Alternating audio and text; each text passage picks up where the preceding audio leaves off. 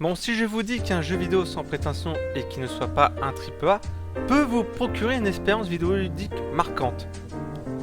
Du coup, on va parler du jeu vidéo indépendant Doki Doki Literature Club. Alors, je tiens à vous informer que je n'ai pas joué à ce jeu, ça commence bien déjà, mais j'ai regardé le let's play qu'a fait Link qui me dit que heureusement que je n'ai pas joué à ce jeu. Doki Doki Literature Club est un jeu du genre visual novel totalement gratuit sur PC. Alors le visual novel c'est un genre qui commence à être reconnu maintenant, qui vient plutôt du Japon.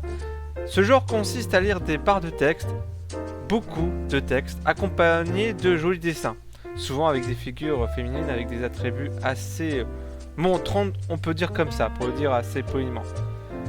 Doki Doki Literature Club est sorti en 2017. L'histoire consiste à rentrer dans un club de littérature. Vu le titre, jusque-là, tout va bien. On y rencontre 4 personnages, Saori, Natsuki, Yuri et Monika, auxquels on écrit des poèmes et en fonction de nos choix, parce qu'il y aura des choix à faire, vous allez vous rapprocher d'un personnage ou particulier ou un autre. Vous vous dites, rien, là, jusque-là, rien de bien méchant. Mais ça brise beaucoup le quatrième mur et ça aborde le sujet de la mort et de la dépression. Sympa, la joie de vivre quoi. Alors qu'à d'après le résumé que je viens de faire, on n'aurait pas dit que le jeu nous prévient, dès le début que si vous êtes sensible au sujet de suicide, attention à vous. Même si je n'ai regardé que les vidéos de Terracid, je crois que c'est en qu'une seule vidéo, j'ai toujours en tête l'image de la fille pendue, mais évidemment montrée assez crûment, on peut dire ça comme ça. C'est pour ça que je parlais d'espérance. Il n'y a pas vraiment d'image gore, mais quand même assez choquante par moment. Il faut vraiment s'accrocher à ce jeu, mais le scénario, malgré tout ça, est bien trouvé. Moi qui suis assez dépressif par moment, surtout avec le contexte actuel, heureusement, jouer à ce jeu que j'ai vu, regarder et pas jouer, même si j'étais spectateur de ce qui se passait dans le jeu, mais on voyait évidemment la réaction de Link qui était vraiment pas bien. Le jeu commence doucement et après ils vont jusqu'au bout de leur délire. Si vous adorez avoir des expériences qui vous marquent après avoir terminé le jeu, Doki Doki Literature Club, vous allez être servi. Le jeu est assez bien noté sur jeuxvideo.com. Donc voilà. On va parler du jeu vidéo qui a marqué le plus l'année 2020. D'ailleurs, c'est le meilleur jeu de l'année 2020. The Last of Us Partie 2. Comment ne pas passer à côté pour certains d'entre vous, un chef-d'œuvre vidéoludique. Et pour commencer, on va dire cette chronique, je n'ai pas joué aux jeux vidéo, mais évidemment j'ai regardé beaucoup de vidéos, notamment à ce qui ressemble à des game movies pour qu'on ait l'impression de regarder un film. Bon, s'il n'y aurait pas de zombies à tuer, j'aurais peut-être acheté le jeu. Mais c'est tout le concept d'avoir des infectés, surtout quand ça s'inspire un peu de l'actualité. Quand je pense que c'est un hasard parce qu'un virus qui s'est développé sur l'humain et qu'on devienne fou. Bon, revenons au jeu. Ça reprend quelques années après le premier volet, qui était déjà un chef-d'œuvre. J'ai joué et j'ai pleuré. La fin du jeu pose une morale de fou pour The Last of Us 2. Le thème est la vengeance avec beaucoup de sang, comme vous voyez sur la jaquette du jeu. Joël, le personnage principal du précédent volet, se fait tuer, donc on s'attache à un personnage qui se fait tuer dès le début du jeu. Désolé du spoil. Père spirituel pour Ellie qui a décidé de partir à la recherche d'Abby, celle qui a tué Joël et tué tout le monde sur son passage d'ailleurs. Ça reprend l'univers post-apocalyptique qui est vraiment bien foutu.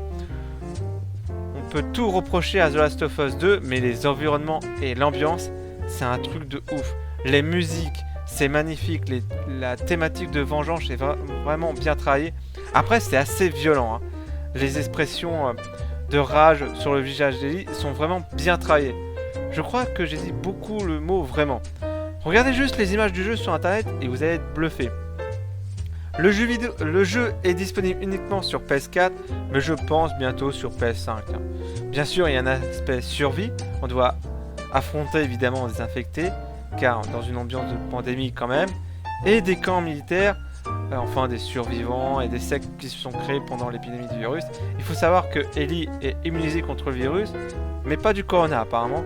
Mais je vous assure, vous comprenez que ça a foutu assez le bordel. Surtout quand on sait que la fin du précédent, qui a assez de conséquences. On incarne bien sûr Abby, voilà, on incarne Abby et Ellie. Le jeu a reçu plein de prix et bien sûr plein de bonnes notes. Je vous laisse du coup découvrir ce jeu, même si je pense que tout le monde connaît déjà. On va parler d'un échec commercial, c'est-à-dire The Avengers, le jeu vidéo. Cette fois-ci j'ai joué au jeu mais pas très longtemps, j'ai arrêté mais j'y ai joué. Dommage parce que parmi tous les jeux vidéo qui traitent des super-héros Avengers, déjà qu'il n'y en a pas beaucoup, mais il est pas mal. Sauf qu'il est venu un peu plus tard comparé au jeu vidéo Spider-Man sur PS4 qui lui a su révolutionner son genre. Avengers est parti sur un concept un peu vieillissant, on dirait que le graphiste du jeu date de la PS3. L'histoire est pas mal en soi, les Avengers se font piéger, et il y a une nouvelle héroïne qui apparaît, qui s'appelle Kamala Khan, Miss Marvel en gros, qui doit réunir les Avengers pour combattre l'AIM qui a repris les États-Unis. Donc évidemment c'est un boom boom contre Bam Bam, mais ce n'est pas grave, je n'ai rien contre ça. Pour une fois que Iron Man est bien traité dans un jeu vidéo, il faut applaudir quand même. Mais niveau jouabilité, bof, on doit récolter des trucs partout pour pouvoir améliorer le perso. Disons que je suis resté sur le cul, mais négativement. À un moment donné, pour continuer le jeu, je devais faire des missions secondaires qui sont répétitifs et chiants à mourir. C'est long, au moins que je me suis endormi devant le jeu en faisant la même chose. Il n'y a pas de rythme, c'est dommage parce que j'adore Marvel et le début du jeu est pas mal. Mais en plus, ils essayent de faire revenir des joueurs en mettant des mises à jour et de nouveaux personnages auxquels on n'en a rien à foutre quoi.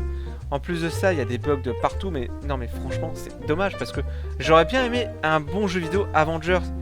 Mais avec celui-là, et en plus le design des personnages ils sont horribles. Je suis sur PS4, ça doit être beau. Pourquoi c'est moche? Franchement, c'est un échec commercial. Après, si vous aimez faire boum boum et casser des trucs, surtout avec Hulk, pourquoi pas.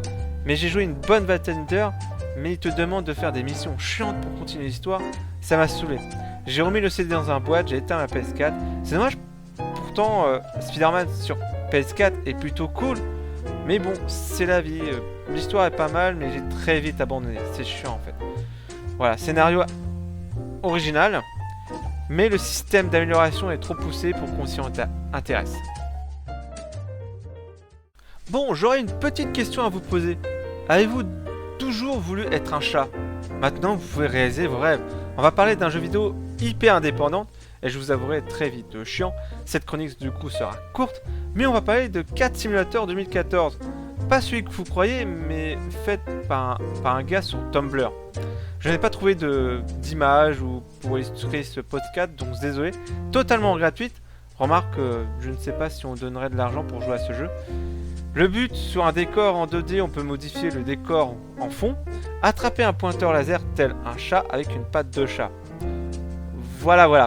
J'en avais parlé vite fait dans une vidéo en 2014, parce qu'il fallait faire des vidéos comme là, par exemple, où il fallait meubler la chaîne, Et puis voilà, ce jeu, je vous avouerai que vous jouez 10 minutes, vous sortez, vous l'oubliez. Voilà, si vous êtes chier en télétravail, vous savez quoi faire pour vous occuper. Ça se joue à la souris, on comprend très vite le concept. Voilà, bon, cette critique est assez courte. Je vous souhaite une bonne journée et à bientôt. Pour cette dernière chronique qui va être aussi assez courte, on va parler d'un jeu vidéo Flash que j'ai joué en 2015. Pour ceux qui ne connaissent pas les jeux Flash, c'était des petits jeux sur internet qu'on trouve par navigateur. Maintenant ça n'existe plus parce que Adobe Flash a été retiré. Repose en paix mon pote, car j'en ai joué pas mal pendant mes heures perdues dans des CD ou des heures informatiques au collège lycée.